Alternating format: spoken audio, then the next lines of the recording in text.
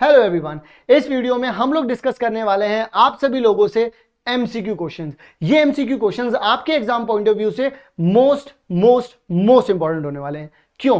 क्योंकि इन क्वेश्चंस को बनाया है अरिहंत पब्लिकेशन में एंड सॉल्व कर रहा है केल्विन। सो दोनों का कॉम्बिनेशन आप लोगों को यहां पर मिल रहा है। सो मेक श्योर अपनी तैयारी को बेस्ट करने के लिए वीडियो को पूरा देखें एंड हाँ, कॉपी पेन लेकर के जरूर बैठे ताकि हर एक कॉन्सेप्ट को आप लोग लिख पाएं, क्योंकि यहां पर क्वेश्चन के साथ साथ कॉन्सेप्ट भी है जरूरी। मिलते हैं वीडियो में, चलिए शुरू करते हैं। Hello future doctors, engineers and my IAS and PCS.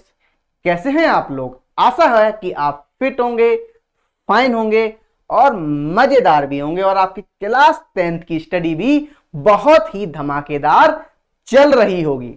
जैसा कि आपको पता है, अभी तक क्लास 10th में आपका फुल सिलेबस आता था, एक एग्जाम होता था, लेकिन इस साल से आपके 2 एग्जाम होने हैं, टर्म 1 और टर्म 2। और टर्म 1 में जो आपके, यदि हम बात करें, केमिस्ट्री चैप्टर सिर्फ 3 हैं। केमिकल रिएक्शन एंड इक्वेशन, दूसरा acid base and salt and third one metals and non metals. तो यहां पे कुछ नए पॉइंट्स आ गए हैं आपके इस साल सीबीएसई के अकॉर्डिंग। जैसे हम बात कर रहे हैं एमसीक्यू की, मतलब मल्टीपल चॉइस क्वेश्चंस की, जहां पे आपको क्वेश्चंस करने हैं, जहां पे आपको 4 ऑप्शन दिए जाएंगे, एक टिक करना होगा। अब ये क्वेश्चंस आपसे तभी होंगे जब आपको क्या होगा, परफेक्ट नॉलेज होगी उस चैप्टर के बारे में। तो अब आपको यहां वहां भटकने की जरूरत नहीं है। आपको केल्विन, मतलब आपका केल्विन लेके आ गया है वो एमसीक्यू, जहां पे आपको हर एक चैप्टर के सारे एमसीक्यू मिलेंगे और अब यहां पे आपको प्रॉब्लम भी होने वाली नहीं है। इन यदि एमसीक्यू को आप कर लेते हो तो अब आपको कोई भी बुक खरीदने की भी जरूरत नहीं है। वो भी इस बात का ध्यान रखना। तो जैसा कि आज आप हमारे थंबनेल पे पीछे लिखा हुआ देख रहे हैं, केमिकल रिएक्शन एंड इक्वेशन, जो कि आपका केमिस्ट्री का फर्स्ट चैप्टर है। आज मैं इसके एमसीक्यू लेके आया हूं, सारे के सारे एमसीक्यू अपन सॉल्व करेंगे। और आप एक बात ध्यान रखना, कोई भी मैं क्वेश्चन सॉल्व कर रहा हूं, आप पहले वीडियो को पॉज करेंगे और खुद से क्वेश्चन को सॉल्व करेंगे। जब आपसे यदि क्वेश्चन सॉल्व नहीं होता है तो आप क्या करेंगे, वीडियो को फिर से ऑन कर लेंगे, फिर आप उसका सॉल्यूशन देखेंगे। ठीक है बच्चा पार्टी? तो चलो स्टार्ट करते हैं हम आज का हमारा पहला चैप्टर का एमसीक्यू के। तो देखो पहला क्वेश्चन आ गया है, बहुत ही धमाकेदार क्वेश्चन और बहुत ही लॉलीपॉप क्वेश्चन है।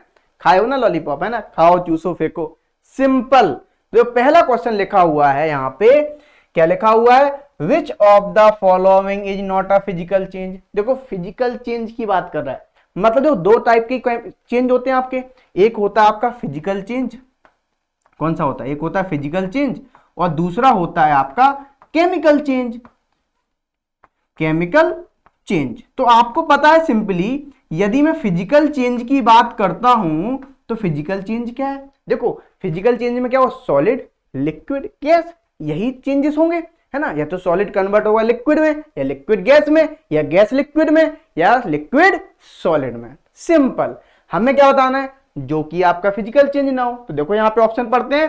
पहला ऑप्शन लिखा हुआ है boiling of water to give water vapour. देखो यदि हम बात करें, यदि हम वाटर को लिया, वाटर आपका किसमें? H2O, लिक्विड स्टेट में, ठीक है? और लिक्विड स्टेट में आपने इसको हीट किया तो किसमें हुआ? ये वाटर वेपर में हुआ। जब आपको वाटर वेपर मिला तो मतलब क्या हुआ बोलो? स्टेट चेंज हुई। और जब जब स्टेट चेंज होगी मतलब सॉलिड से लिक्विड या सॉलिड से गैस या लिक्विड से गैस। सिंपल। तो ये कौन सा चेंज होगा?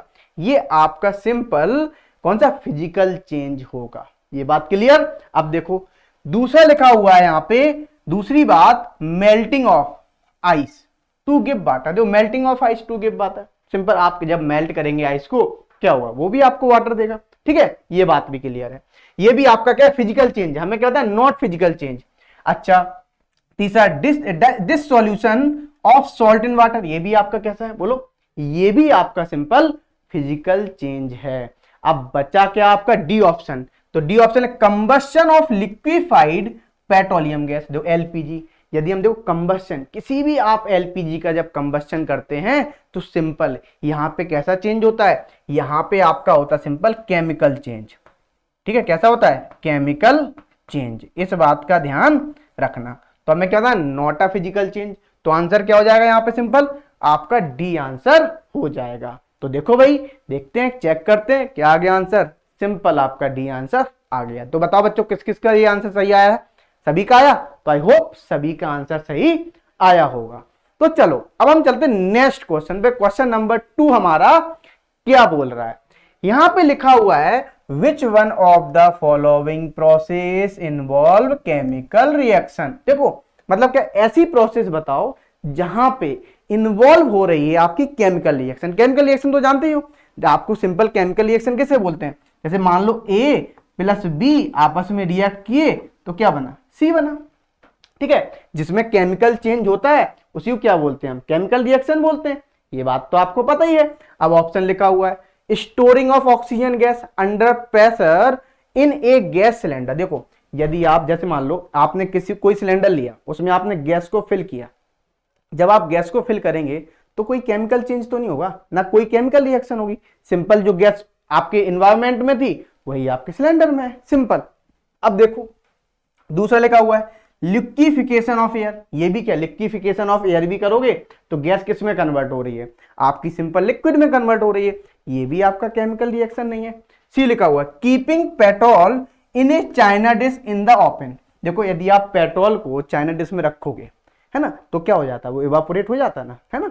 आपने यदि घरों में भी देखा होगा, जो पेट्रोल यदि आप थोड़ा सा फैल जाता है, नीचे गिर जाता है, तो वो क्या हो जाता है, इवापोरेट हो जाता है, सिंपल सा। ठीक है, अच्छा डी लिखा हुआ है heating copper wire in presence of air at high temperature. बिल्कुल सही बात है। क्या ये आपकी केमिकल रिएक्शन है, जब आप कॉपर वायर को रिएक्ट कराएंगे एयर से एट हाई टेम्परेचर पे, तो ये कैसा रिएक्शन हो जाएगा, बोलो, ये आपका केमिकल रिएक्शन हो जाएगा। यही पूछा गया था। तो आंसर क्या हो गया बच्चा, डी आंसर हो गया। समझना यहां पे ध्यान से, ये बात क्लियर। तो देखो आंसर क्या दिया हुआ है, डी आंसर दिया हुआ है। तो चलो अब हम चलते हैं नेक्स्ट क्वेश्चन पे। देखो आपको इसी तरीके से क्वेश्चंस को सॉल्व करते जाना है, टेंशन नहीं लेना है, टेंशन नहीं लेना, आराम से लंबी लंबी गहरी गहरी सांसें लेनी है और क्वेश्चंस को सॉल्व करते हुए चले जाना है, चले जाना है। सुनियो ना वो गाना, चले जाना नहीं, है ना, जीवन से हार के, बिल्कुल ऐसे ही बढ़ते चलो, डरना नहीं है एमसीक्यू आ गया, अरे ये क्या हो गया, नहीं डरना नहीं, सब होगा। ठीक है, डोंट वरी, हम लोग आपके हमेशा साथ हैं। लिखा हुआ है जैसे यहां पे in which of the following chemical equation, आपको कुछ केमिकल इक्वेशन दी गई हैं। ठीक है, the abbreviation represent the correct states, मतलब क्या बोला, एब्रीविएशन रिप्रेजेंट, ये आपको सिंपल कुछ गलत इक्वेशन दी गई हैं, हमें क्या करना है, करेक्ट स्टेट देखना of the reactant and product involve at reaction temperature. ठीक है भाई, हम बता देते हैं यहाँ पे, सिंपल हमें इन्वॉल्व करना है एट रिएक्शन टेम्परेचर। यदि हम बात करें तो आप देख रहे हो यहाँ पे हाइड्रोजन और ऑक्सीजन की आपस में रिएक्शन हुई और आपको क्या मिल रहा है, वाटर मिल रहा है। ठीक है, यदि आपको याद हो, आपने पढ़ा है ये चीज, H2 आप गैसियस फॉर्म में लेते हैं, आप O2 गैसियस फॉर्म में लेते हैं। ठीक है, आप जब इसको भी गैसियस फॉर्म में लेंगे, इसको भी गैसियस फॉर्म में लेंगे, है ना। अब जब आप इनको रिएक्ट कराते हैं तो क्या मिलता है आपको, बोलो, H2O मिलता है, वो भी लिक्विड स्टेट में। किसमें मिलता है, लिक्विड स्टेट में। तो देख लो भाई यही वाला ऑप्शन कौन सा है, तो यही वाला ऑप्शन देख लो, ए ऑप्शन नहीं भाई, लिक्विड लिक्विड नहीं, गैस लिक्विड नहीं, गैस गैस और लिक्विड, बिल्कुल सही बात है।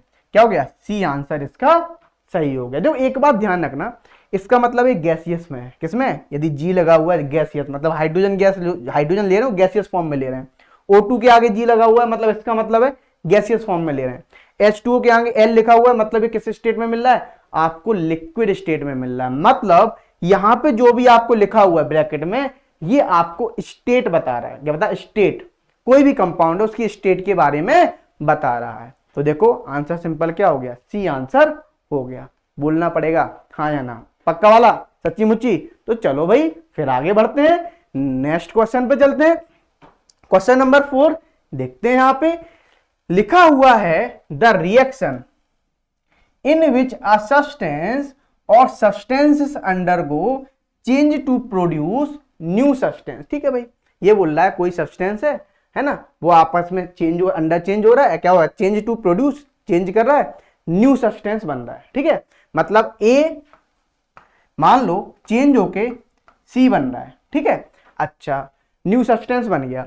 अब विद न्यू प्रॉपर्टीज, और उसकी जो सी की प्रॉपर्टीज हैं वो कैसी हैं, वो न्यू प्रॉपर्टीज है। देखो यदि आपको याद हो, इसी को तो हम क्या बोलते हैं, केमिकल चेंज बोलते हैं। क्या बोलते हैं, केमिकल चेंज। या हम बात करें यहां पे सिंपल, ये कैसी रिएक्शन है, ये आपकी रिएक्शन होगी जो जब केमिकल चेंज में जो रिएक्शन होती है, उसी को जो प्रोसेस होती है उसी को क्या बोलते हैं, हम केमिकल रिएक्शन बोलते हैं। तो ये सिंपल, तो यहां पे क्या लिखा हुआ है, ये केमिकल रिएक्शन को बता रहा है। किसको बता रहा है, केमिकल रिएक्शन को बता रहा है। इस बात को ध्यान रखना। तो यहां पे आंसर क्या हो जाएगा, डी। इस बात को ध्यान रखना। ठीक है, बायोकेमिकल रिएक्शन नहीं, न्यूक्लियर रिएक्शन, न्यूक्लियर रिएक्शन ये नहीं होती है। ठीक है ना, फिजिकल रिएक्शन नहीं, फिजिकल रिएक्शन तो हो ही नहीं सकता है। ठीक है, तो सिंपल कौन सा, केमिकल। देखो एक बात ध्यान रखना, ए से सी बना तो ए की प्रॉपर्टीज अलग होंगी और सी की प्रॉपर्टीज अलग होंगी। इस बात को ध्यान रखना, जो भी नया कंपाउंड बन रहा है उसकी प्रॉपर्टीज अलग होंगी और एक सी की प्रॉपर्टीज अलग होंगी। ठीक है, चलो आगे बढ़ते हैं, आंसर देखते हैं। तो आंसर क्या है, सिंपल डी आंसर यहां भी हो गया है। तो चलो भाई अब हम चलते हैं नेक्स्ट क्वेश्चन पे। अगला क्वेश्चन हमारा क्या बोल रहा है, क्वेश्चन नंबर 5 है, लिखा हुआ है विच of the following condition is necessary for chemical reaction. ठीक है भाई, ये बोला केमिकल रिएक्शन के लिए क्या कंडीशन होनी चाहिए। तो यहां पे लिखा हुआ है पहला option, it must be accompanied with change in temperature and pressure. नहीं भाई, ऐसा तो कुछ नहीं है, ऐसा कोई जरूरी नहीं है change in temperature and pressure, नहीं ऐसा कुछ नहीं है। ठीक है, दूसरी बात, at least one of the reactant must be in a fixed quantity. नहीं भाई, ऐसी भी बात नहीं है कि आप फिक्स क्वांटिटी, यदि आप सोच रहे हो जो आप रिएक्टेंट है वो आप फिक्स क्वांटिटी में ले लेंगे, नहीं भाई ऐसी बात भी नहीं है।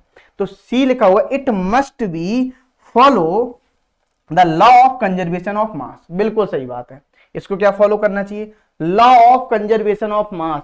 और यदि आपको याद हो, law of conservation of mass क्या कहता है, mass neither be created nor be destroyed. या मैं सिंपल सी बात बोलूं, टोटल मास इज कंजर्व, है ना। कंजर्व कहां से, रिएक्टेंट से प्रोडक्ट, आर मतलब रिएक्टेंट, पी मतलब प्रोडक्ट। इस बात को ध्यान रखना। मतलब हम ऐसे भी लिख सकते हैं, मास ऑफ रिएक्टेंट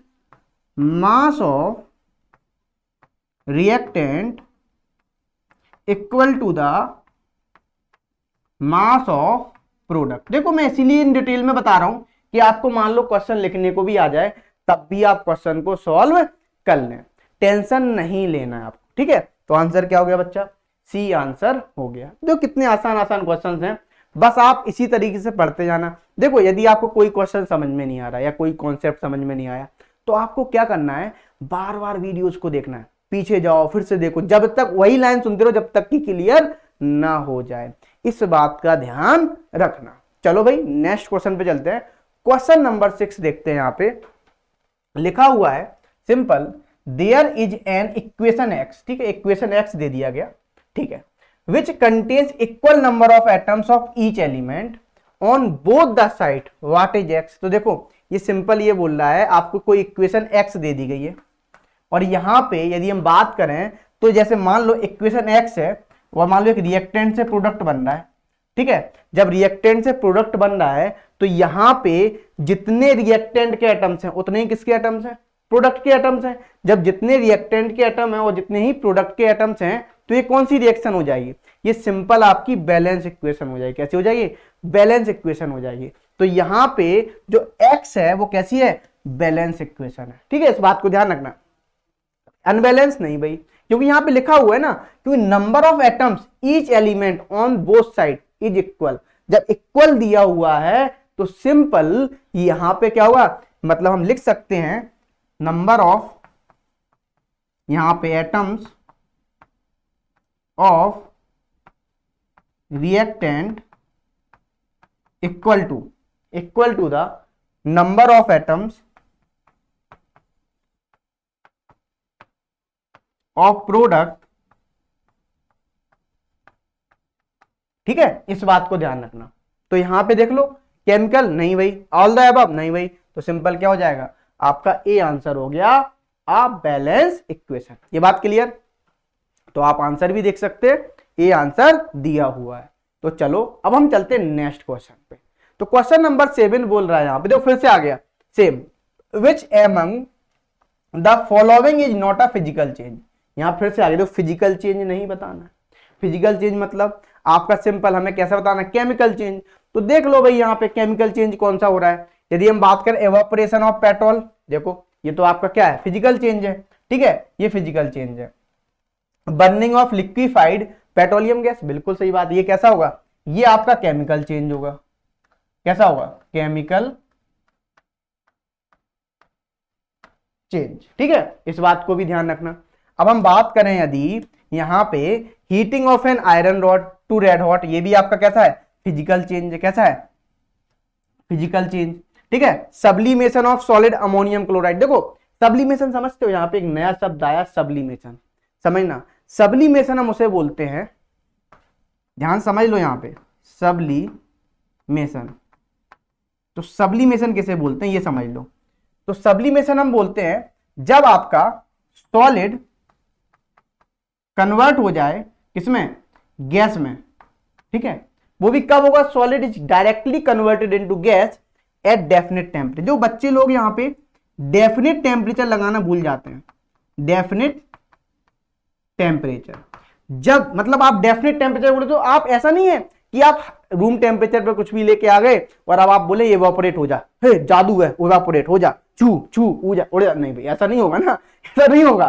सिंपल सी बात है, आपको डेफिनेट टेम्परेचर लेना होगा। आप चाहे वो कैम्फर ले, चाहे वो आप अमोनियम क्लोराइड ले, आपको उतना टेम्परेचर देना पड़ेगा जिससे वो किस में कन्वर्ट हो जाए, जो सॉलिड है वो आपके सिंपल वेपर्स में कन्वर्ट हो जाए। तो बोलिए बच्चा पार्टी, ये भी क्वेश्चन आपको क्लियर? तो आंसर क्या हो जाएगा, यहां पे हमें सिंपल बताना था, नॉट अ फिजिकल चेंज। तो यहां पे नॉट अ फिजिकल चेंज कौन सा है, बी वाला। बोलना पड़ेगा हाँ या ना, बोलो भाई, क्लियर यहां तक? चलो अब हम आगे बढ़ते हैं, नेक्स्ट क्वेश्चन पे चलते हैं। अगला क्वेश्चन हमारा क्या बोलता है, तो अगला क्वेश्चन लिखा हुआ है, देखते हैं। Oh, in the given equation what does X stand for. देखो बैलेंस केमिकल इक्वेशन का क्वेश्चन आ गया, और ये तो तुम इसमें धमाकेदार बिल्कुल सॉल्व करना आता होगा। बैलेंस में हमें कुछ नहीं देखना होता है, हमें सिंपल क्या देखना होता है, देखो मास, और या हम बात करें मास क्यों लिखे यहां पे, हम ऐसा बोल देते हैं simple number of atoms of reactant is equal to the number of atoms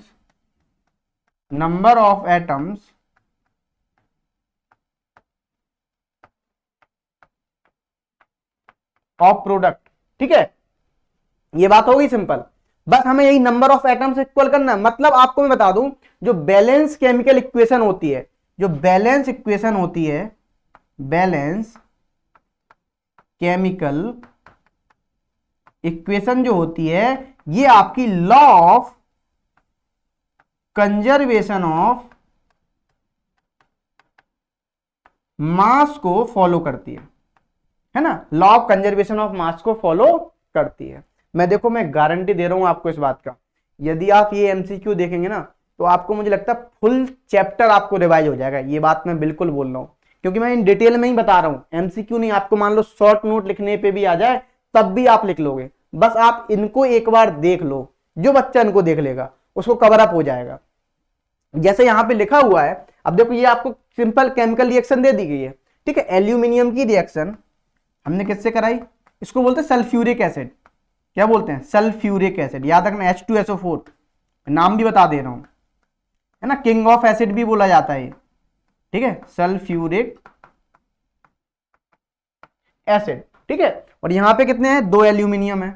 अब इसकी रिएक्शन जब हमने कराई तो यहां पे क्या मिला, Al2SO4 का होल थ्राइस प्लस 3H2, ठीक है। अब क्या होगा यहां पे, जब आप इस तरीके से करेंगे तो सिंपल, ये एल्यूमिनियम है, इसकी रिएक्शन H2SO4 से का ये मिल गया। अब हमें बैलेंस करना है, 2 एल्यूमिनियम यहाँ है, 2 एल्यूमिनियम यहाँ बैलेंस है। अब यहाँ पे सल्फर देखो 3 सल्फर है, यहाँ पे 1 सल्फर है, तो 3 से मल्टीप्लाई यहाँ कर दिया, ठीक है। देखो रिएक्शन बैलेंस हो गई, 3 4 जा 12, 3 4 जा 12, ऑक्सीजन भी बैलेंस है ना। आपको हाइड्रोजन कितने चाहिए, 3 2 जा 6, 3 2 जा 6, मतलब रिएक्शन इज बैलेंस। क्या है, रिएक्शन इज बैलेंस्ड। अब आप क्या करेंगे, जब रिएक्शन इज बैलेंस्ड हो जाएगी तो सिंपल, अब आप एक बात बताना, यहाँ पे x की वैल्यू क्या है, जब आपको कंपैरिजन करना है, x की वैल्यू कितनी आ रही है 3, तो यहाँ भी x की वैल्यू क्या आएगी, बोलो 3। तो आंसर क्या हो गया आपका, यहाँ पे 2 3 1 5 में बी ऑप्शन हो गया, सिंपल बी ऑप्शन आ गया। बोलो भाई हाँ या ना, क्लियर। तो कितने आसान आसान क्वेश्चन हैं, बस आपको कॉन्सेप्ट पता हो, आप क्वेश्चन तो चुटकियों में कर ही लेंगे। चलो भाई अब हम आगे बढ़ते हैं, फिर से चलते हैं नेक्स्ट क्वेश्चन पे अपने। अगला क्वेश्चन लिखा हुआ है, देखो क्या लिखा हुआ है, विच of the following reactions is an endothermic reaction. यदि मैं एंडोथर्मिक की बात कर रहा हूं, यहां पे एक बात ध्यान रखना, देखो जब जब एंडो, आप ऐसे याद रखो, ध्यान समझना, एंडोथर्मिक, एंडो मतलब इन, इन जो खुद ही बोला इन, इन मतलब इन, और थर्मिक मतलब सिंपल थर्मल, थर्मल यानी हीट, किसकी बात कर रहे हैं, हीट, मतलब जब आपको हीट की रिक्वायरमेंट, हीट मतलब बोल तो, या जब आपको एनर्जी की रिक्वायरमेंट पड़ेगी, ठीक है ना, तो उसे क्या बोलते हैं हम, एंडोथर्मिक रिएक्शंस बोलते हैं। क्या होते हैं, उससे हम एंडोथर्मिक रिएक्शन बोलते हैं, ठीक है। अब देखो यहां पे यही बताना है, अब लिखा हुआ है पहला बर्निंग ऑफ कोल, नहीं भाई ये एंडोथर्मिक रिएक्शन नहीं होती है, ठीक है, एक्सोथर्मिक, हीट रिलीज होती है सिंपल यहाँ पे। और एक बात ध्यान रखना, एक एंडो है एक एक्सो है, दो भाई हैं, दोनों, एक बड़ा शांत है, शांत स्वभाव का एंडो, मतलब उसे पता ही नहीं चलता, वो एनर्जी को लेगा और खुद ही अंदर ब्रेकअप करके निकल लेगा। एक्सोथर्मिक गुस्सा टाइप से है, बुक नहीं, वो कहता है एनर्जी रिलीज होगी, तो बहुत जब गुस्से में एनर्जी रिलीज करता है, देखो तुम सिंपल, आप सिंपल आप कोई भी रिएक्शन देखते होगे तो वहां पे हीट जब इवॉल्व होती है तो उसे क्या बोलते हैं, बोलो एक्सोथर्मिक रिएक्शन बोलते हैं। तो लिखा हुआ है यहाँ पे पहला बर्निंग ऑफ कोल, नहीं भाई ये तो नहीं होती है एंडोथर्मिक रिएक्शन। देखो ये रिएक्शंस आपको पता होने चाहिए, आपको ये पता ही चलेगा, आप ऐसे देख के नहीं बता सकते किसी रिएक्शन को कि ये एंडोथर्मिक होगी या एक्सोथर्मिक, वो आप पढ़ेंगे तब आपको पता चलेगा कि एंडोथर्मिक है या एक्सोथर्मिक है, ठीक है। ये भी decomposition of vegetable matter into compost, ये भी नहीं होगी आपकी, सिंपल, ठीक है। अच्छा प्रोसेस ऑफ रेस्पिरेशन, आपने पढ़ा होगा प्रोसेस ऑफ रेस्पिरेशन कैसा होता है, एक्सोथर्मिक रिएक्शन होता है, कैसा होता है, एक्सोथर्मिक। एक बात ध्यान रखना, एनर्जी के कंपैरिजन में, यदि हम कभी भी एनर्जी की कंपैरिजन में हम जब बात करते हैं रिएक्शन की कि एक्सोथर्मिक होगी सिंपल या एंडोथर्मिक होगी, तो सिंपल उस केस में आप इन्हीं दोनों की बात करें, हीट रिलीज हो रही है या सिंपल रिक्वायर हो रही है, इसकी इंपॉर्टेंट बात है, ठीक है। अच्छा अब लिखा हुआ है D, decomposition of calcium carbonate to form quicklime and carbon dioxide, बिल्कुल सही बात है। देखो जब आप कैल्शियम कार्बोनेट लेंगे, अब इसको आपको ब्रेक करने के लिए क्या करना पड़ेगा, बोलो एनर्जी की जरूरत पड़ेगी, तो क्या बनता है CaO प्लस CO2, आपको पता हो ये बन गया, ठीक है। CO को क्या बोलते हैं, नाम याद रखना, क्विक लाइम, क्विक लाइम, इसी को बोलते हैं हम सिंपल, क्या बोलो, इसी को बोलते हैं हम कैल्शियम ऑक्साइड, कैल्शियम ऑक्साइड। और आपको CO2 के बारे में तो पता ही है, ये क्या होता है, कार्बन डाइऑक्साइड होता है, इसको क्या बोलते हैं, कैल्शियम कार्बोनेट, या यही आपका फॉर्मूला होता है मार्बल का, किसका होता है, मार्बल का, या आप लिख सकते हैं कैल्शियम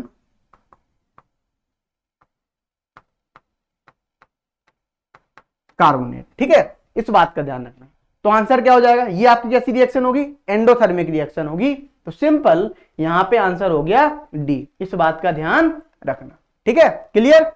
आई होप आपको ये बात भी क्लियर हो गई होगी। तो चलो अब हम चलते हैं नेक्स्ट क्वेश्चन पे। तो अब हम देखते हैं नेक्स्ट क्वेश्चन, हमारा अगला क्वेश्चन क्या बोल रहा है, ध्यान से समझना। आपको एक रिएक्शन दी गई है, the following reaction is an example of it, आपको कोई रिएक्शन दी गई है, एग्जाम्पल दिया हुआ है, अब आपको बताना है यहाँ पे ये डिस्प्लेसमेंट रिएक्शन है या कॉम्बिनेशन रिएक्शन है या रिडॉक्स रिएक्शन है या न्यूट्रलाइजेशन रिएक्शन है। देखो मैं एक एक करके आपको सारी बातें बता देता हूँ, यहीं पे एक्सप्लेन कर देता हूँ। यदि हम बात करें डिस्प्लेसमेंट रिएक्शन की, तो डिस्प्लेसमेंट रिएक्शन किसे बोलते हैं, सिंपल, यहाँ पे आयन का एक्सचेंज होता है, क्या होता है, आयन का एक्सचेंज होता है, लेकिन तभी एक्सचेंज होता है, यहाँ पे डिपेंड करता है मेटल की रिएक्टिविटी, किस पे डिपेंड करता है, मेटल की रिएक्टिविटी की। मतलब सिंपल मेटल की रिएक्टिविटी यदि ज्यादा होगी तो वो क्या कर देगा, आयन को एक्सचेंज कर देगा, तो उसे क्या बोलते हैं हम, डिस्प्लेसमेंट रिएक्शन बोलते हैं। जैसे आपने एग्जांपल पढ़ा होगा Fe प्लस CuSO4 वाला, ठीक है ना, सिंपल तो क्या बनता है FeSO4 प्लस Cu, ठीक है, क्योंकि Fe की रिएक्टिविटी ज्यादा होती है तो वहां पे क्या हो गया, सिंपल आपका डिस्प्लेसमेंट रिएक्शन हो गया। अब दूसरा लिखा हुआ कॉम्बिनेशन रिएक्शन। कॉम्बिनेशन रिएक्शन कैसे बोलते हैं, इट इज अ, मतलब ऐसा समझ लो कॉम्बिनेशन रिएक्शन सिंपल सा, बहुत सारे सब्सटेंसेस हैं वो आपस में कंबाइन होके क्या बनाएंगे, वो आपस में कंबाइन होके सिंगल सब्सटेंस बनाएंगे, सिंगल सब्सटेंस बनाएंगे, सिंगल सब्सटेंस, उसे हम क्या बोलेंगे, उसे हम बोलेंगे simple combination reaction, combination reaction, ठीक है। अच्छा अब देखो नेक्स्ट बात लिखी हुई रेडॉक्स रिएक्शन, तो रेडॉक्स रिएक्शन किसे बोलते हैं, रेडॉक्स रिएक्शन उसे बोलते हैं जिसमें रिडक्शन, जिसमें रिडक्शन और ऑक्सीडेशन दोनों साथ साथ होते हैं, उसे हम क्या बोलते हैं, बोलो, रेडॉक्स रिएक्शन बोलते हैं। क्या बोलते हैं, रेडॉक्स रिएक्शन बोलते हैं। इस बात को भी ध्यान रखना, ठीक है। अच्छा अब लिखा हुआ है fourth one, neutralisation reaction. Neutralisation reaction किसे बोलते हैं, जब एसिड और बेस आपस में रिएक्ट करता है तो क्या बनता है, आपको सॉल्ट मिलता है प्लस आपको वाटर मिलता है, इस रिएक्शन को बोलते हैं हम सिंपल न्यूट्रलाइजेशन रिएक्शन, ठीक है। अब देखो जैसे आपको एग्जांपल लिखा हुआ है यहाँ पे अमोनिया, अमोनिया 5O2, क्या ये डिस्प्लेसमेंट रिएक्शन है, नहीं ये डिस्प्लेसमेंट रिएक्शन तो नहीं है, इस बात को ध्यान रखना।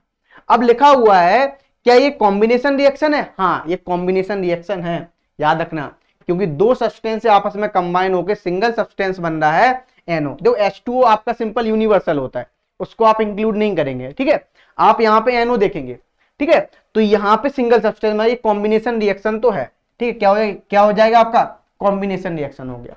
क्या ये रेडॉक्स रिएक्शन है, हाँ बिल्कुल रेडॉक्स रिएक्शन है, क्योंकि यहाँ पे सिंपल रिडक्शन और ऑक्सीडेशन दोनों ही साथ साथ होना है।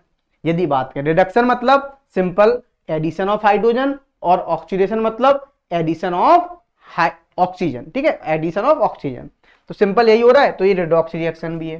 क्या न्यूट्रलाइजेशन रिएक्शन है, नहीं है, तो मतलब आंसर क्या हो गया, सेकंड एंड थर्ड, तो सेकंड एंड थर्ड देख लो ऑप्शन कौन सा है, बी ऑप्शन हो गया, यही आपका क्या हो जाएगा, सही ऑप्शन हो जाएगा। तो आई होप आपको ये बात क्लियर हो गई होगी। देखो एक मैं इंपॉर्टेंट इंफॉर्मेशन और दे देता हूं आपको, आप लोग टेंशन मत लेना, ये तो मैंने अभी एमसीक्यू किए हैं, आपको एसर्शन रीजन की एक अलग वीडियो मिलेगी इसी चैप्टर पे, ठीक है, आपको केस स्टडी क्वेश्चन की अलग वीडियो मिलेगी, सो डोंट वरी, ठीक है, आपको सारी डिफरेंट वीडियोज मिलेंगी। तो अब हम चलते हैं नेक्स्ट क्वेश्चन पे, हमारा अगला क्वेश्चन क्या बोल रहा है, बड़ा ही अच्छा क्वेश्चन है, धमाकेदार क्वेश्चन है, ध्यान से समझना।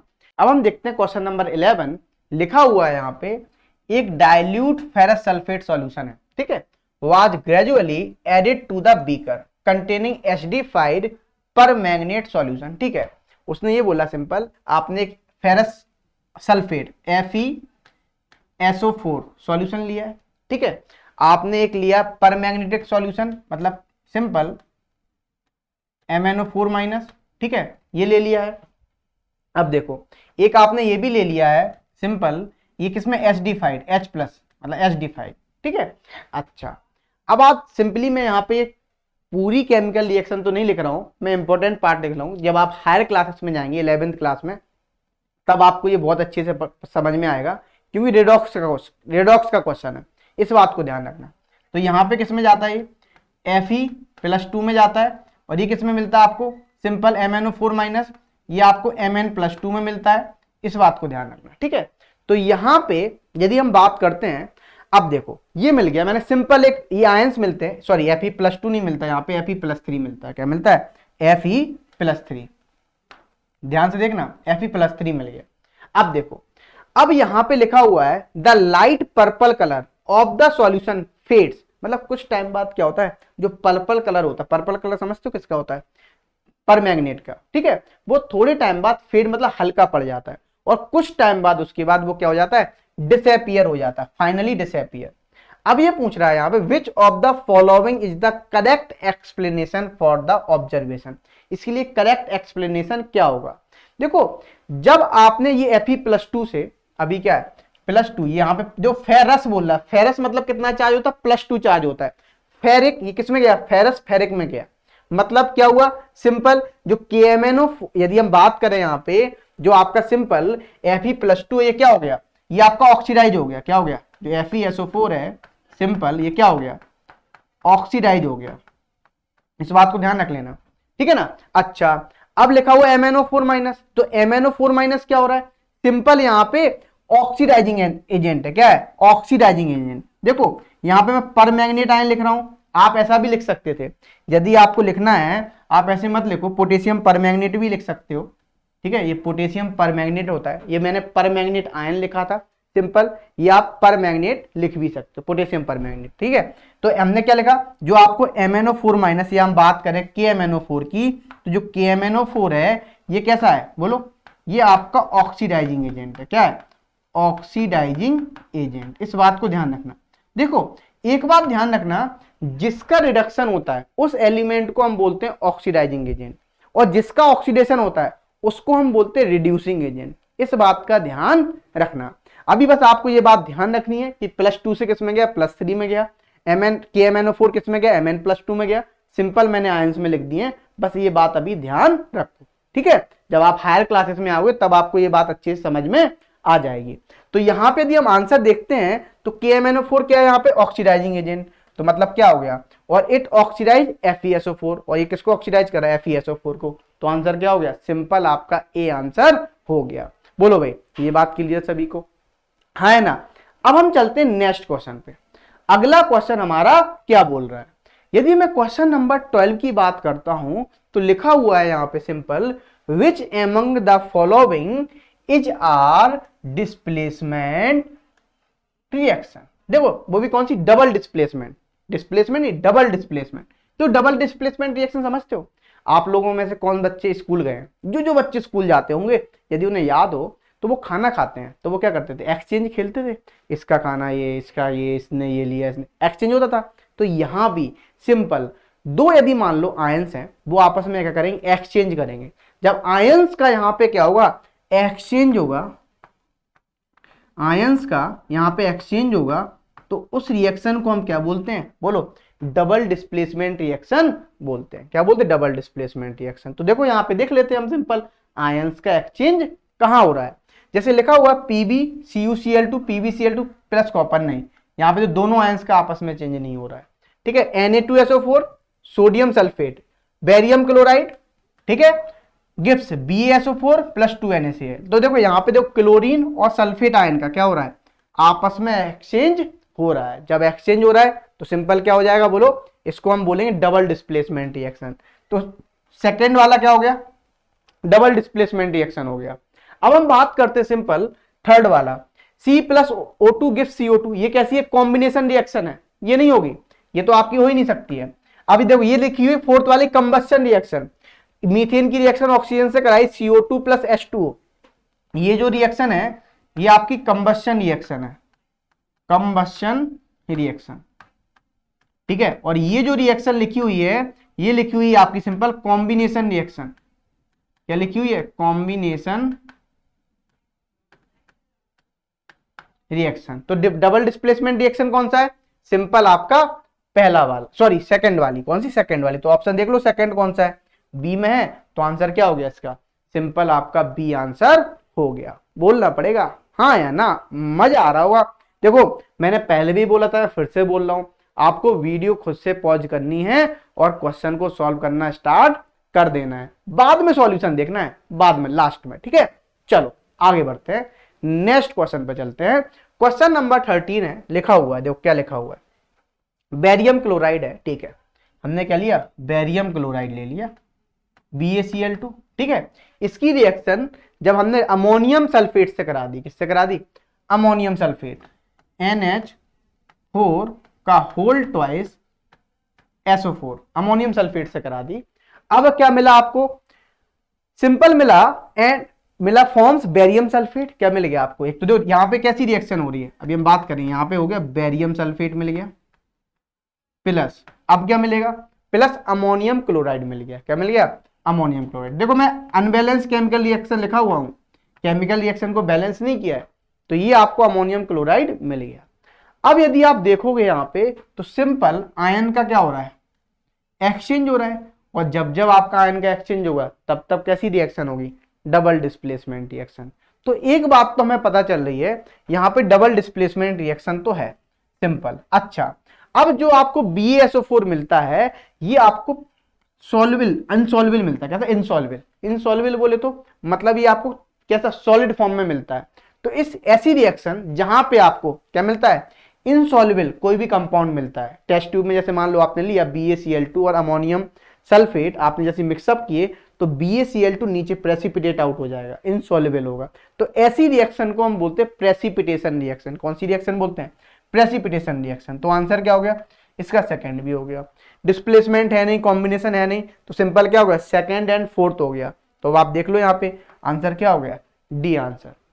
तो ऐसा नहीं है, तो मैक्सिमम आपकी जो डबल डिस्प्लेसमेंट रिएक्शन है वो सारी की सारी कैसी हैं, प्रेसिपिटेशन रिएक्शन भी होती हैं। मतलब वहां पे आपको एक इनसॉल्युबल कंपाउंड मिल जाता है जो घुलता ही नहीं है। ठीक है, ये बात ध्यान रखना।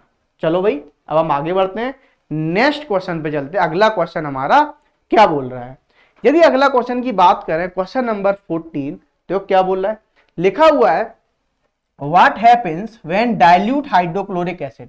ठीक है, हमने जब डाइल्यूट हाइड्रोक्लोरिक एसिड लिया एडिड टू आयरन फिलिंग्स, ठीक है, आयरन फिलिंग्स से हमने रिएक्ट कराया। तो देखो ध्यान समझना, Fe है, Fe की रिएक्शन हमने HCl से कराया।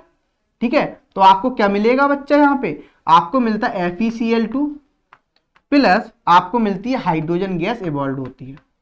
ठीक है, ये मिलता है आपको। यदि याद हो कुछ रिएक्शन मैंने पढ़ाया था, यदि आप मेटल की रिएक्शन एसिड से करते हो तो क्या मिलता है आपको, सिंपल उसका सॉल्ट मिलता है प्लस हाइड्रोजन गैस इवॉल्व हो जाती है। ठीक है, वो भी पॉपअप साउंड में, इस बात को भी ध्यान रखना। तो देखो क्योंकि हाइड्रोजन गैस जब भी मिलती है आपको कैसे मिलती है, पॉपअप साउंड में मिलती है। तो यहां पे यदि हम आंसर देखें तो देख लो भाई कहां पे है, यदि आप देखोगे नो रिएक्शन टेक्स प्लेस, नहीं भाई, सी ऑप्शन तो नहीं होगा। D option iron salt and water are produce, नहीं भाई। अब देखो, अब लिखा हुआ है hydrogen gas and iron chloride as produce, बिल्कुल क्या मिल रहा है आपको, सिंपल आयरन क्लोराइड मिल रहा है और आपको क्या मिल रहा है, बोलो हाइड्रोजन गैस मिल रहा है। तो ए ऑप्शन सही हो गया। बी ऑप्शन क्या लिखा हुआ है, chlorine gas and iron hydroxide are produce, नहीं भाई ये भी नहीं होगा। तो सिंपल आंसर आपका क्या हो गया बच्चा, ए आंसर हो गया। तो देखो इस तरीके से क्वेश्चंस आते हैं, कितने आसान आसान क्वेश्चंस हैं। आई होप आपको ये बात भी क्लियर हो गई होगी। तो चलो अब हम चलते हैं नेक्स्ट क्वेश्चन पे, हमारा अगला क्वेश्चन क्या बोल रहा है। अब हम देखते हैं नेक्स्ट क्वेश्चन, लिखा हुआ है यहाँ पे, ध्यान समझना, which among the following statement is are true, exposure of silver chloride to sunlight for a long duration turns grey due to. देखो भाई ग्रे क्यों टर्न होता है, यदि आपने देखा होगा जो डिकम्पोजिशन आपका 3 टाइप से होता है, यदि आपने ध्यान समझा होगा, है ना, चाहे समझ लो यहाँ पे डिकम्पोजिशन किसे बोलते हैं और कब कब डिकम्पोजिशन होता है। तो डिकम्पोजिशन होता है आपका एक तो लाइट के प्रेजेंस में, ठीक है, दूसरा आप इलेक्ट्रिसिटी पास करा दें, क्या पास करा दें, इलेक्ट्रिसिटी पास करा दें, या तीसरा आप हीट दे दें, क्या दे दें, हीट दे दें। और यदि आपको याद हो डिकम्पोजिशन उसे बोलते हैं जो आपका सिंगल सब्सटेंस है वो ब्रेक डाउन हो जाए 2 और मोर सब्सटेंस में, उसे हम क्या बोलते हैं, डिकम्पोजिशन रिएक्शन बोलते हैं।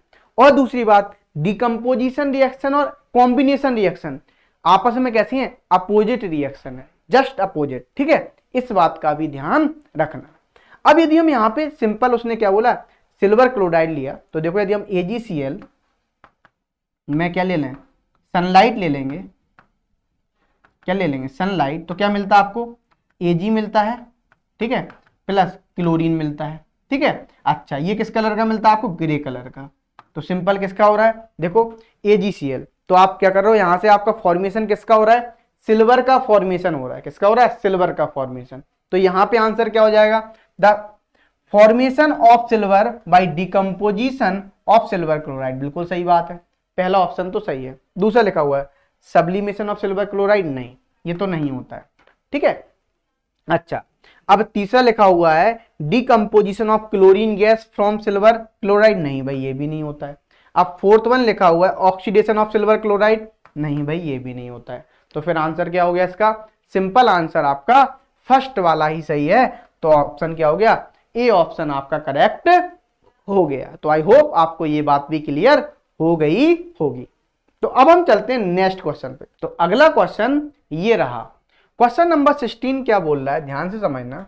लिखा हुआ है यहाँ पे, which of the following are exothermic process. देखो एक्सोथर्मिक प्रोसेस किसे बोलते हैं? एक्सोथर्मिक प्रोसेस हम उसे बोलते हैं जब जब आपकी हीट रिलीज होगी। क्या होगी? हीट रिलीज होगी, तब तब आप उस रिएक्शन को क्या बोलेंगे? एक्सोथर्मिक रिएक्शन बोलेंगे, या उस प्रोसेस को क्या बोलेंगे आप? एक्सोथर्मिक प्रोसेस बोलेंगे। एक बात ध्यान रखना, एक्सो मतलब एग्जिट, क्या बोलेंगे? एग्जिट, जब जब हीट रिलीज हो। एग्जिट मतलब बाहर निकलना, इस बात को ध्यान रखना।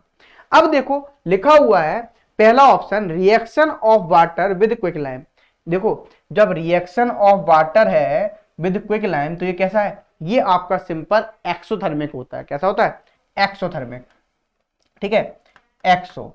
अच्छा, दूसरा डाइल्यूशन ऑफ एन एसिड। जब आप डाइल्यूशन ऑफ एसिड करते हो, मतलब सिंपल एसिड, जब आप डाइल्यूशन ऑफ एसिड करते हो ना, है ना, तब क्या होता है? वो भी आपका एक्सोथर्मिक रिएक्शन होता है, क्योंकि वहां पे जो एनर्जी होती है वो क्या होती है?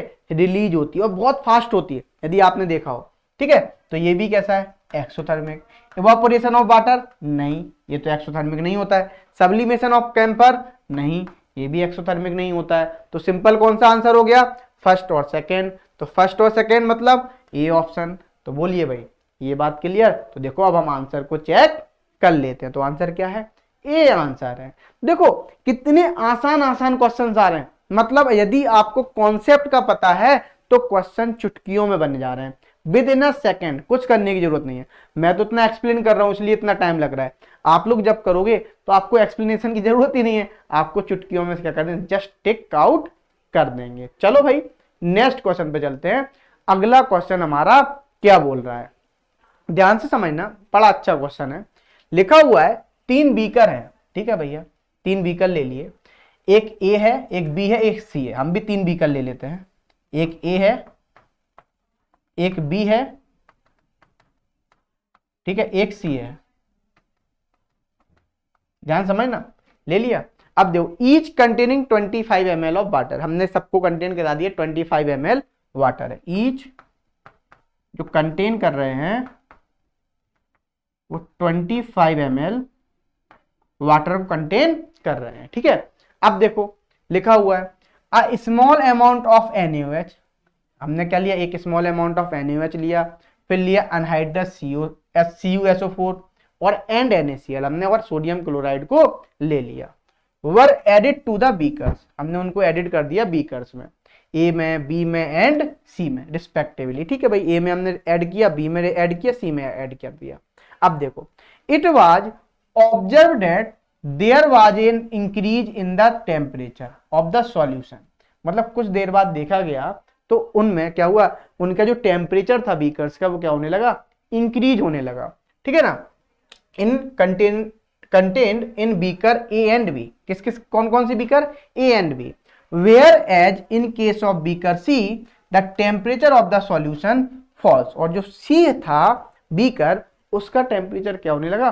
फॉल्स, कम होने लगा। और ए और बी का क्या होने लगा? आपका टेम्परेचर इंक्रीज होने लगा, ठीक है। अब लिखा हुआ which one of the following statement is are correct, पूछ रहा है पहला। अब बताओ मुझे यहाँ पे सिंपल कि कौन सा स्टेटमेंट करेक्ट होगा। तो देखो यहाँ पे यदि मैं पहला बोला हूं इन beaker A and be exothermic process has occurred, बिल्कुल सही बात है। जब उनका टेम्परेचर इंक्रीज हो रहा है मतलब सिंपल क्या हो रहा है? हीट रिलीज हो रही है। जब हीट रिलीज हो रही है तो वो कैसी रिएक्शन हो रही है आपकी? वहां पे एक्सोथर्मिक रिएक्शन हो रही है, एक्सोथर्मिक प्रोसेस हो रही है। तो ए तो सही है, ठीक है। अब बी लिखा हुआ है इन बीकर सी, सॉरी दूसरा ऑप्शन क्या है? In beaker A and B endothermic process, ये तो बिल्कुल ही गलत है, ठीक है ना, एंडोथर्मिक तो नहीं है ना। अच्छा, third option in beaker C exothermic process has occurred, नहीं, ये भी नहीं है। तो जो बीकर सी है उसमें क्या टेम्परेचर फॉल हो रहा है, तो वहां पे क्या हो रहा है? सिंपल एंडोथर्मिक रिएक्शन हो रही है। तो क्या हो जाएगा? In beaker C endothermic process has occurred. तो यहाँ पे आंसर क्या हो जाएगा आपका? एक तो पहला वाला सही हो जाएगा, एक फोर्थ वाला सही हो जाएगा। तो सिंपल आंसर देखो, फर्स्ट एंड फोर्थ कौन सा है? देखो सी ऑप्शन हो गया। कौन सा हो गया? C option. तो आई होप आपको ये बात क्लियर हो गई होगी। देखो आंसर भी क्या दिया हुआ है, सिंपल सी आंसर दिया हुआ है। तो चलो अब हम बढ़ते हैं नेक्स्ट क्वेश्चन की तरफ। हमारा अगला क्वेश्चन क्या बोल रहा है, क्वेश्चन नंबर 18 का ध्यान से समझना। लिखा हुआ है अ केमिकल रिएक्शन इन्वॉल्व्स इन, देखो यदि केमिकल रिएक्शन इन्वॉल्व होती है किस किस में होती है, ऑप्शन पढ़ते हैं। लिखा हुआ है ओनली ब्रेकिंग बॉन्ड, नहीं ऐसा तो नहीं है, ऐसा नहीं है, क्योंकि देखो जब आपकी कोई भी केमिकल रिएक्शन होती है ऐसा कोई जरूरी नहीं है ब्रेकिंग ही बॉन्ड ही ब्रेक होंगे, आपके नए बॉन्ड भी बनेंगे, ठीक है, बॉन्ड भी ब्रेक होंगे, नए फॉर्मेशन भी होंगे बॉन्ड के। जैसे ऐसे समझ लो पुराने रिश्तेदार क्या होते हैं, छूट जाते हैं, नए रिश्तेदार बन जाते हैं। तो जैसे जिंदगी में क्या होता है, रिश्तेदारी या रिलेशनशिप टूटते और बनते रहते हैं, इसी तरीके से केमिकल रिएक्शन भी है आपकी। तो यहाँ पे क्या हो रहा है बोलो, सिंपल बॉन्ड का फॉर्मेशन भी होगा और ब्रेकिंग भी होगा। तो देखो ओनली फॉर्मेशन ऑफ बॉन्ड, नहीं भाई ये भी गलत, ये भी गलत। अब क्या लिखो, both breaking and formation of bond, बिल्कुल सही बात है। तो सी आंसर तो सही है। D option none of the, नहीं, सी ऑप्शन यहाँ पे सही हो गया है। इसी के साथ ये क्वेश्चन भी होता है यहीं पे समाप्त। अब आंसर देख लेते हैं। यहाँ पे आंसर क्या बोल रहा है, सी आंसर बोल दिया। बोलना पड़ेगा हाँ या ना, क्लियर सभी को। तो चलो फिर से हम आगे बढ़ते हैं। अगला क्वेश्चन क्या बोल रहा है, देखो कितना आसान क्वेश्चन, वो बैलेंसिंग का आ गया। क्या, बैलेंसिंग का क्वेश्चन। लिखा हुआ है what are the coefficient of the correctly balance equation. हमें क्या बताना है, कोफिशिएंट की वैल्यू बतानी है। तो कोफिशिएंट कौन से हैं, ये वाले कोफिशिएंट जहां पे क्वेश्चन मार्क लगा हुआ है।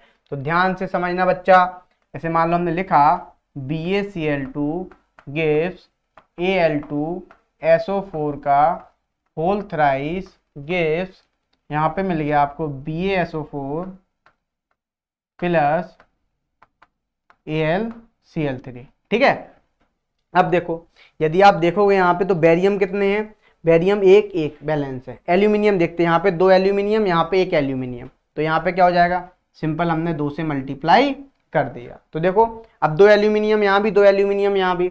अब यहाँ पे यदि हम क्लोरीन देखें 2 3 जा 6 हैं। यहाँ पे क्लोरीन कितने, 3 सॉरी 2, तो कितने से मल्टीप्लाई कर दें, 3 से मल्टीप्लाई कर दिया। अब यहाँ पे बैरियम कितने हुए, 3, तो यहाँ पे कितने से मल्टीप्लाई कर दिया, 3 से मल्टीप्लाई कर दिया। तो देखो अब आप देखोगे सिंपल तो रिएक्शन बैलेंस हो गई, ठीक है ना। तो यहाँ भी बैरियम 3, यहाँ भी बैरियम 3, यहाँ पे एल्यूमिनियम 2, यहाँ पे एल्यूमिनियम 2, यहाँ पे सल्फर 3, यहाँ भी सल्फर 3, ठीक है, ये बैलेंस हो गई। ऑक्सीजन यहाँ पे 12, यहाँ भी ऑक्सीजन 12, रिएक्शन इज बैलेंस। मतलब simple number of atoms of reactant is equal to the number of atoms of product.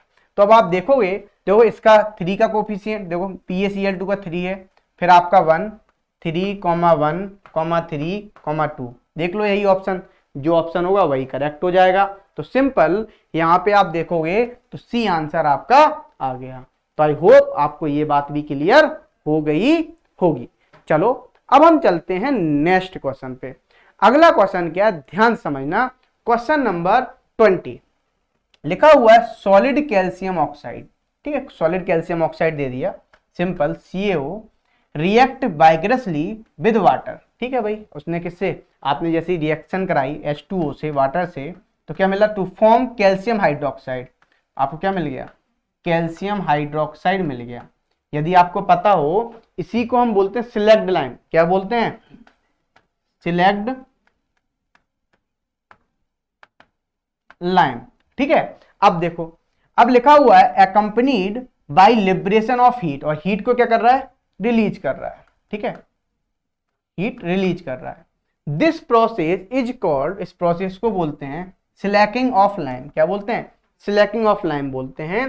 Calcium hydroxide dissolve in water to form its solution called lime water. जैसे आप क्या करोगे, calcium hydroxide को आप dissolve करेंगे water में, तो solution क्या बोलते हैं, हम लाइम वाटर बोलते हैं, ठीक है। अच्छा, which among the following is are true about slacking of lime and the solution form. समझते हैं यहाँ पे। देखो यदि यहाँ पे बात की जा रही है, सबसे पहले देखो हीट रिलीज हो रही है, और जब आपकी हीट रिलीज होती है, क्या होती है, हीट रिलीज होती है, तब आप सिंपल यहाँ पे कैसी रिएक्शन बोलेंगे, एक्सोथर्मिक रिएक्शन। तो ये कैसी रिएक्शन होगी, एक्सोथर्मिक रिएक्शन हो गई। तो यहाँ पे देख लो एक्सोथर्मिक कौन सा है यहाँ पे, बोलो, ये हो गया आंसर सिंपल आपका सेकंड वाला तो सही है। अब देखो एंडोथर्मिक तो हो नहीं सकता, तो फर्स्ट इसलिए नहीं है। ठीक है, मतलब सेकंड। थर्ड वाला, the pH of the resulting solution will be more than 7। बिल्कुल बात सही है, क्योंकि ये कैसा होगा, बेसिक नेचर का होगा। कैसा होगा, बेसिक नेचर। कैल्शियम हाइड्रोक्साइड है, बेसिक नेचर का होता है। देखो तीन ही नेचर होते हैं, अभी मैं जब आपको एसिड बेस सॉल्ट पढ़ाऊंगा तब मैं वहां पे और अच्छे से बताऊंगा। अभी बस आप समझ लो, जब pH इज इक्वल टू 7 तो ये न्यूट्रल होता है। क्या होता है solution, neutral. pH is greater than 7 basic nature होता है सॉल्यूशन का, और pH इज लेस देन 7 तो कैसा होता है, एसिड होता है। कैसा होता है, एसिडिक नेचर होता है। तो आंसर क्या हो जाएगा, सिंपल, सेकंड और थर्ड तो सही है। अब फोर्थ ऑप्शन पढ़ते हैं, the pH of the resulting solution will be less than 7। नहीं, ये बात तो गलत है, लेस देन 7 नहीं, एसिडिक नेचर नहीं होता है। कैसा होता है, बेसिक नेचर। तो यहाँ पे क्या आंसर हो जाएगा, सेकंड और थर्ड। तो देख लो ऑप्शन, सेकंड और थर्ड कौन सा है, सिंपल आपका बी वाला यहाँ पे आंसर हो जाएगा। ठीक है, ये बात क्लियर। तो आई होप ये बात भी आपको क्लियर हो गई होगी। तो देखो मैं आपको सिंपल यहाँ पे आंसर दिखा देता हूं। तो आंसर क्या आ गया, बी आंसर यहाँ भी आ गया। तो चलो अब हम चलते हैं नेक्स्ट क्वेश्चन पे। अगला क्वेश्चन हमारा क्या बोल रहा है, लिखा हुआ है यहाँ पे simple, electrolysis of water is a decomposition reaction. कैसा है, डिकम्पोजिशन। देखो हमने आपको सिंपल बताया भी था, डिकम्पोजिशन तीन टाइप से होता था, हीट के प्रेजेंस में, या सनलाइट के प्रेजेंस में, या इलेक्ट्रिसिटी के प्रेजेंस में। तो यहाँ पे क्या है, इलेक्ट्रिसिटी के प्रेजेंस में कर रहे हैं। अब लिखा हुआ the mole ratio of hydrogen and oxygen gas is liberated during electrolysis of water. देखो आप जब भी वाटर है, वाटर का क्या करते हैं, इलेक्ट्रोलिसिस करते हैं। क्या करते हैं, इलेक्ट्रोलिसिस।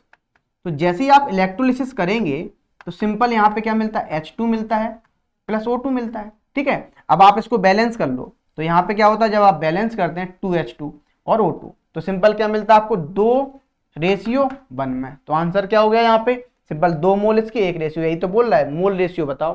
तो 2:1 हो गया। तो आंसर क्या हो गया, सिंपल आपका आंसर भी हो गया। बोलना पड़ेगा हाँ या ना। देखो एमसीक्यू में ऐसा नहीं है आपको एक्सप्लेनेशन देना है, आप जब भी पेपर में सॉल्व कर रहे हैं आपको एक्सप्लेनेशन देने की जरूरत नहीं, आप डायरेक्ट टिक कीजिए, आपको पूरे पूरे मार्क्स मिलेंगे। आंसर सही होना चाहिए। क्या होना चाहिए, आंसर आपका सही होना चाहिए। तो चलो नेक्स्ट क्वेश्चन पे चलते हैं। अगला क्वेश्चन हमारा क्या बोल रहा है, ध्यान समझना। लिखा हुआ है यहाँ पे, in the double displacement reaction. ठीक है भाई, डबल डिस्प्लेसमेंट रिएक्शन किसे बोलते थे, सिंपल आयन का एक्सचेंज होना। ठीक है, जब आयन का आपस में एक्सचेंज होता था उस रिएक्शन को क्या बोलते थे हम, डबल डिस्प्लेसमेंट रिएक्शन बोलते थे। ठीक है, अच्छा, बिटवीन एक्वस पोटेशियम आयोडाइड, ठीक है भाई, एक्वस पोटेशियम आयोडाइड ले लिया KI, and aqueous lead nitrate PbNO3 का होल ट्वाइस ले लिया। ठीक है, ठीक है। अब आपने जैसे इसका रिएक्शन कराते हो, यदि आपको याद हो तो आपको PbI2 मिलता था, lead iodide plus potassium nitrate. ठीक है, ये मिलता था। ये कैसा मिलता था, येलो PPT मिलती थी, येलो। ठीक है, और येलो कलर का मिलता है। ठीक है, तो यही लिखा हुआ है, yellow precipitate of lead iodide is formed. ठीक है, अब लिखा हुआ व्हाइल परफॉर्मिंग द एक्टिविटी, आपको यही एक्टिविटी फॉलो करनी है। If lead nitrate is not available, आपके पास क्या नहीं है, लेड नाइट्रेट अवेलेबल ही नहीं है। तो क्या नहीं, जब अवेलेबल नहीं है तो which of the following can be used in place of lead nitrate, तो इसकी जगह आप कौन सा यूज करेंगे। ठीक है, लेड नाइट्रेट की जगह। देखो सिंपल यदि बात करें तो एक बात ध्यान रखना, जैसे लिखा हुआ लेड सल्फेट, पहला ऑप्शन नहीं, इनसॉल्युबल है। ठीक है, पहले से इनसॉल्युबल नहीं होगा। ठीक है, अच्छा, अब लिखा हुआ है लेड एसीटेट, बिल्कुल लेड एसीटेट को आप क्या कर सकते हैं, लेड नाइट्रेट की जगह यूज कर सकते हैं। एसीटेट इसे बोलते हैं, लेड एसीटेट, इस बात को ध्यान रखना। ठीक है, इसको आप यूज कर सकते हैं, लेड एसीटेट। ठीक है, तो आंसर क्या होगा इसका, बी आंसर होगा। हम सी भी बता दें, अमोनियम नाइट्रेट नहीं, जरूरत नहीं है, पोटेशियम सल्फेट नहीं, क्योंकि हमें क्या चाहिए, PbI2 का येलो प्रेसिपिटेट ही चाहिए। ठीक है, तो आपको PbI2 तभी मिलेगा जब आप क्या लेंगे, इस तरीके। तो देखो क्या लेना पड़ेगा आपको, सिंपल लेड एसीटेट ही लेना पड़ेगा, मतलब क्या लेना पड़ेगा, लेड का ही सॉल्ट लेना पड़ेगा। ठीक है, ये बात ध्यान रखना। ठीक है, ये बात क्लियर। चलो आंसर देखते हैं अब यहाँ पे। तो आंसर क्या हो गया, सिंपल आपका बी ऑप्शन हो गया। अब हम आगे बढ़ते हैं, नेक्स्ट क्वेश्चन पे चलते हैं अगले। तो लिखा हुआ है, विच of the following gases can be used for storage of fresh sample of an oil for a long time. देखो ये आपका जो क्वेश्चन है ये आपका सिंपल रेंसिडिटी का क्वेश्चन है। यदि आपने पढ़ा हुआ रेंसिडिटी तो वहां पे क्या हो जाता था, ऑक्सीडाइज हो जाता, जो फूड होता था। जैसे मान लो आप सिंपल जैसे फूड पैकेट लिए, लेज वगैरह खाते हो ना, तो उसमें कौन सी गैस भरी होती है, उसमें जो गैस भरी होती है, फिल होती है, वो सिंपल आपकी नाइट्रोजन गैस भरी होती है।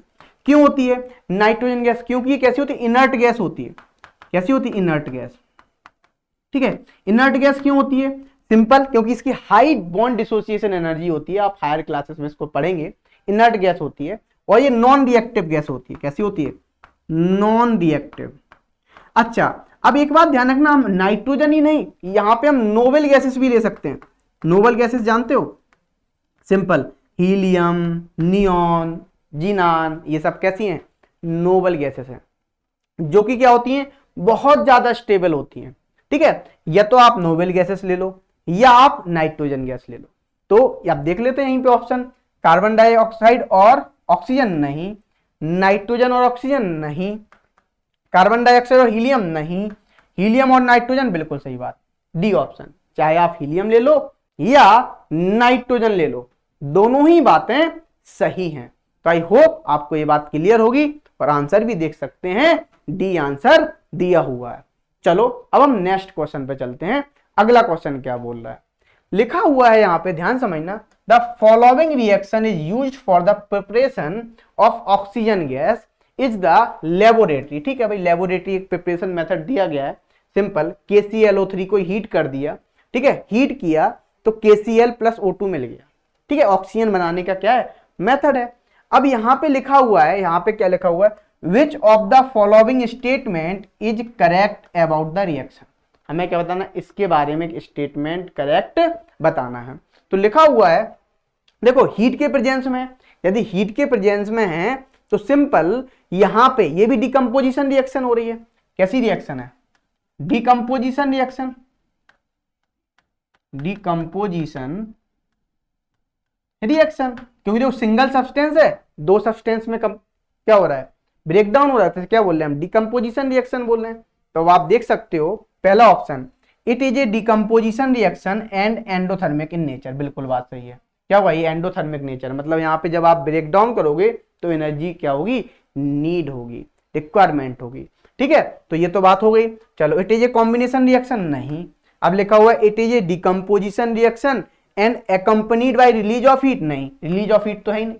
जब एंडोथर्मिक रिएक्शन तो रिलीज की तो बात हम कर ही नहीं सकते हैं। ठीक है, अच्छा, it is A photochemical decomposition reaction, नहीं, फोटोकेमिकल तो है ही नहीं। देखो हीट लिखा हुआ है, फोटोकेमिकल मतलब आपको सनलाइट लेना पड़ता, क्या लेना पड़ता, सनलाइट, इसीलिए आपका फोटोकेमिकल तो नहीं है।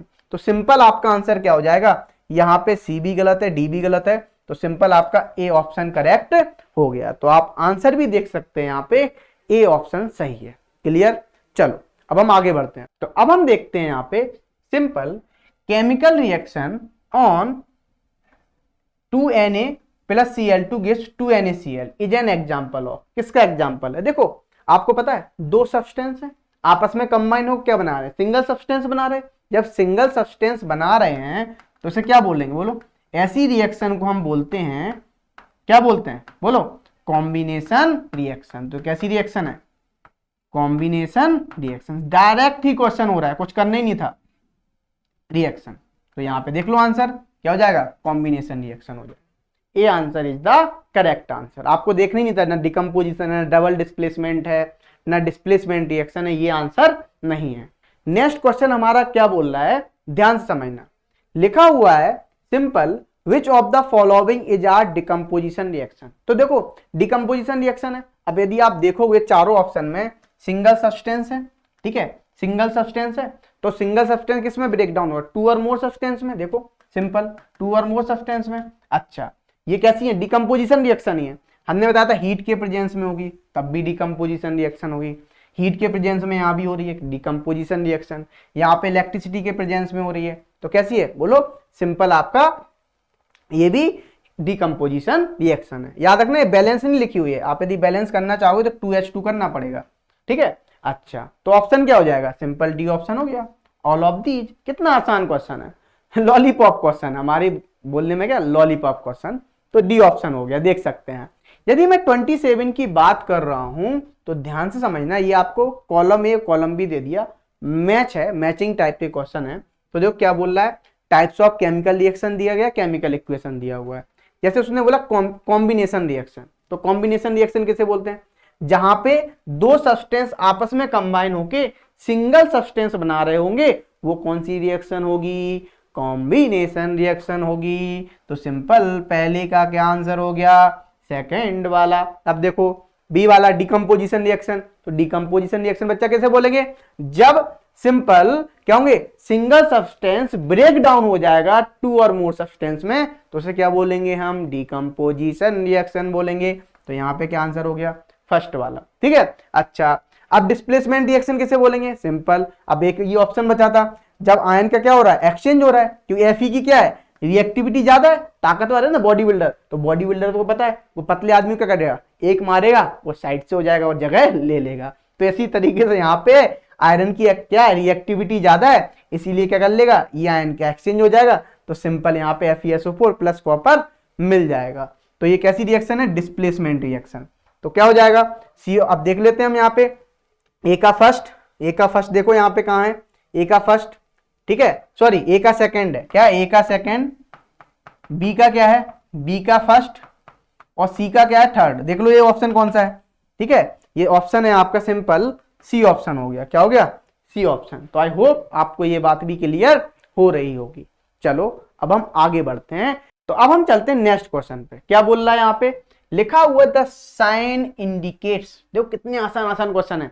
ये साइन बना हुआ डाउनवर्ड का, इसका मतलब क्या है, अब लिखा हुआ है यहाँ पे रिलीज ऑफ गैस, नहीं रिलीज ऑफ गैस का ये तो नहीं होता है, ठीक है। अच्छा, डिसोल्यूशन ऑफ गैस, नहीं भाई ये भी नहीं होता है, ठीक है। अच्छा, फॉर्मेशन ऑफ प्रेसिपिटेट, बिल्कुल बात सही है, ये आपका साइन होता है फॉर्मेशन ऑफ प्रेसिपिटेट का। जैसे मान लो A प्लस बी आपस में रिएक्ट करे, C प्लस डी, यदि इस तरीके से साइन बना हुआ है मतलब C क्या हो रहा है, प्रेसिपिटेट आउट हो रहा है। और ऐसी रिएक्शन को हम एक नाम और बोलते थे, प्रेसिपिटेशन रिएक्शन।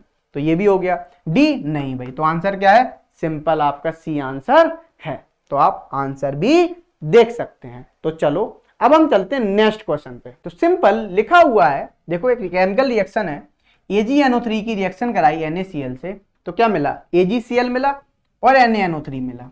अब आपको बताना सिंपल प्रेसिपिटेशन रिएक्शन है, डबल डिस्प्लेसमेंट रिएक्शन है, कॉम्बिनेशन रिएक्शन है, A एंड B। तो देखो यदि आप देखोगे तो सबसे पहले तो एक काम हो रहा है, यहाँ पे आयन का एक्सचेंज हो रहा है, और जब जब आयन का आपस में एक्सचेंज होता है तब तब कौन सी रिएक्शन होती है, डबल डिस्प्लेसमेंट रिएक्शन होती है। तो यहाँ पे क्या है, एक आंसर तो सही है, डबल डिस्प्लेसमेंट रिएक्शन, ठीक है। अच्छा, अब ये आपको देखो सॉलिड के फॉर्म में मिल रहा है, सब कुछ आपको एक्वस के फॉर्म में, तो ये आपको क्या मिल रहा है, प्रेसिपिटेट मिल रहा है। क्या मिल रहा है, PPT AgCl की, जो कि कैसी, इनसॉल्युबल है। कैसी है, इनसॉल्युबल। तो इसी रिएक्शन को हम क्या बोलते हैं, प्रेसिपिटेशन रिएक्शन भी बोलते हैं। हमने बताया था जब जब आपको किसी भी रिएक्शन में प्रेसिपिटेशन मिलता है तो उस रिएक्शन को हम बोलते हैं प्रेसिपिटेशन रिएक्शन, इस बात का ध्यान रखना। तो यहाँ पे क्या हो जाएगा, सिंपल आपका डी आंसर हो जाएगा। तो आप आंसर भी देख सकते हैं, देखो डी आंसर ही है। क्लियर, मजा आ रहा है ना। चलो अब हम देखते हैं last question of the day. तो देखो क्वेश्चन नंबर 30 क्या बोल रहा है, ये अच्छा क्वेश्चन है। लिखा हुआ है यहाँ पे सिंपल H2SO4 प्लस 2NaOH, जब आपने सल्फ्यूरिक एसिड की रिएक्शन सोडियम हाइड्रोक्साइड से कराई तो क्या मिला, सोडियम सल्फेट मिला प्लस वाटर मिला। अब देखो यहाँ पे ऑप्शन दिए, neutralisation reaction, double displacement reaction, decomposition reaction और फोर्थ एडिशन रिएक्शन। तो देखो यहाँ पे ना तो डिकम्पोजिशन रिएक्शन है ये, ना एडिशन है, ये एक तो डबल डिस्प्लेसमेंट रिएक्शन है। कैसी है, डबल डिस्प्लेसमेंट रिएक्शन सेकंड, ठीक है। याद रखना यहाँ पे क्या हो, डबल डिस्प्लेसमेंट रिएक्शन हो रहा है, ठीक है। दूसरा ये न्यूट्रलाइजेशन रिएक्शन भी है। कैसा है, न्यूट्रलाइजेशन रिएक्शन है। अब बच्चा सोच रहा हो सर डबल डिस्प्लेसमेंट रिएक्शन कैसे है, तो डबल डिस्प्लेसमेंट रिएक्शन आपकी स्पेसिफिक कंडीशन में होती है। सिंपल मतलब आपको जब इक्वल अमाउंट में लेंगे, बहुत सारी स्पेसिफिक कंडीशंस होती हैं, उन कंडीशंस में ही आपकी डबल डिस्प्लेसमेंट रिएक्शन होती है। तो यहां भी आपकी जो रिएक्शन हो रही है वो आपकी सिंपल डबल डिस्प्लेसमेंट रिएक्शन हो रही है। तो इस बात का ध्यान रखना, ठीक है। तो इसीलिए इसका आंसर क्या हो जाएगा, सिंपल आपका बी ऑप्शन हो जाएगा। क्या हो जाएगा, बी ऑप्शन। इसी के साथ ये टॉपिक आपका होता है यहीं पे समाप्त। आई होप आपको ये सारे टॉपिक्स अच्छे से क्लियर हो गए होंगे और अब आपको मुझे लगता है बुक पढ़ने की जरूरत पड़ेगी नहीं और ना ही खरीदने की जरूरत पड़ेगी। इसी के साथ ये चैप्टर होता है यहीं पे समाप्त। मिलते हैं अपन इसी प्रकार के नेक्स्ट चैप्टर में, वो भी एमसीक्यू के साथ। तो तब तक के लिए thank you so much, tata bye bye.